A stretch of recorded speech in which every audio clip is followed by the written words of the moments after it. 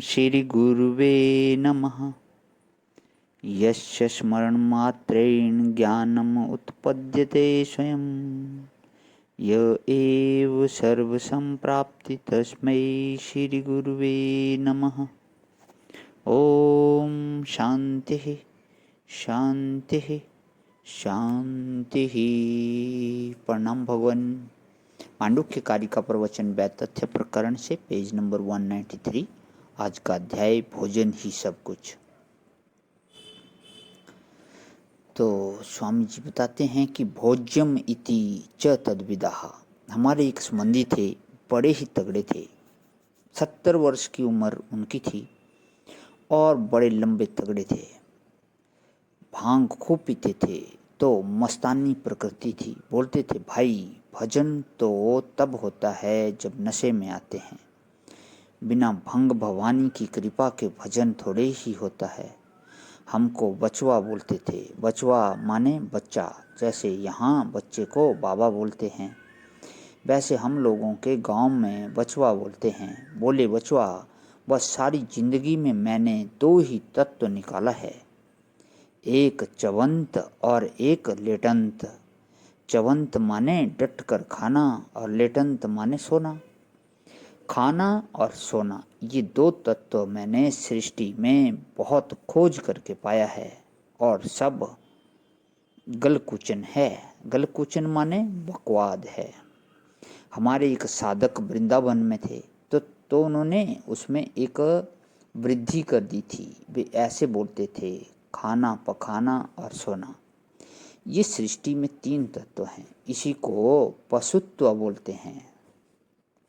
आप ध्यान करके देखो कि ये बात तो पशु पक्षी में भी होती है, पेड़ पौधे में भी होती है, या 2 हाथ पाकर और या दिल दिमाग मिलकर जाने पर, इतनी समझदारी आ जाने पर अगर यही करते रहे।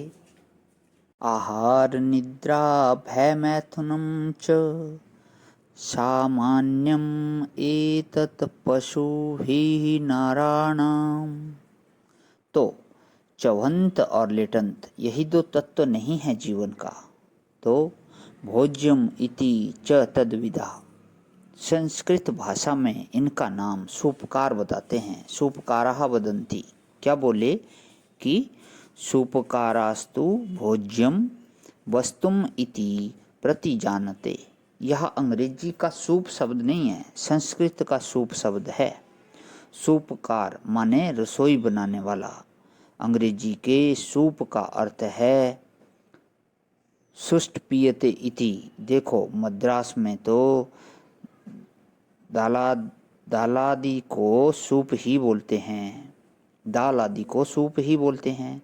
संस्कृत भाषा में भी उसके लिए दीर्घ उपकार वाला ही सूप शब्द है, और हस्व उकार वाला हो तो सुष्ठु पियते इति सूपम, वैसे सूप भी चलेगा। जो रसोई बनाने के तत्व हैं, वे कहते हैं कि बढ़िया भोजन मिल जाए तो मनुष्य का स्वर्ग धरती पर ही है। रोज खाने को ठीक चाहिए। कई लोग होते हैं, वे भोजन को भी नर्क बनाकर खाते हैं। किसी किसी वस्तु में इतनी दुर्गंध होती है कि भले मानुष उनको सहन नहीं कर सकते। अपने पेट को शमशान बनाना, जठराग्नि में मांस जलाना, मछली जलाना, यह क्या है? अपने पेट को शमशान घाट बनाना है कि नहीं? अपने पेट को शमशान बना देना है। हमारे एक महात्मा थे, वे बताते थे कि भोजन में 4 चीज होनी चाहिए। क्या? एक तो उसकी सुगंध नाक में ऐसी आवे कि अगर भूख न लगी हो तब भी खाने का मन हो जाए। रसोई घर में से सुगंध निकलनी चाहिए, उसको बोलते हैं सौरभ्य। दूसरी चीज भोजन में चाहिए सौरूप्य, माने आँख से देख कर तबीयत खुश हो जाए, ओहो बहुत बढ़िया बना है, तो उसमें स्वच्छता चाहिए। तीसरी चीज उसमें चाहिए सौरस्य, माने जीभ पर पड़ने के बाद बहुत आनंद दे, और चौथी चाहिए सौहित्य। सौहित्य माने अपने शरीर, स्वास्थ्य और मन के लिए हितकारी हो। एक बार हम लोग मध्य प्रदेश में गए थे, हम किसी महात्मा के साथ ही घूम रहे थे। हमारे साथ छोटे जी ब्रह्मचारी थे। वे तो ब्राह्मण के सिवाय किसी दूसरे के हाथ का खाते नहीं थे। तो मैं और छोटे जी दोनों एक मंदिर पर ठहर गए और छोटे जी ने खिचड़ी बनाई और हम दोनों ने खा ली।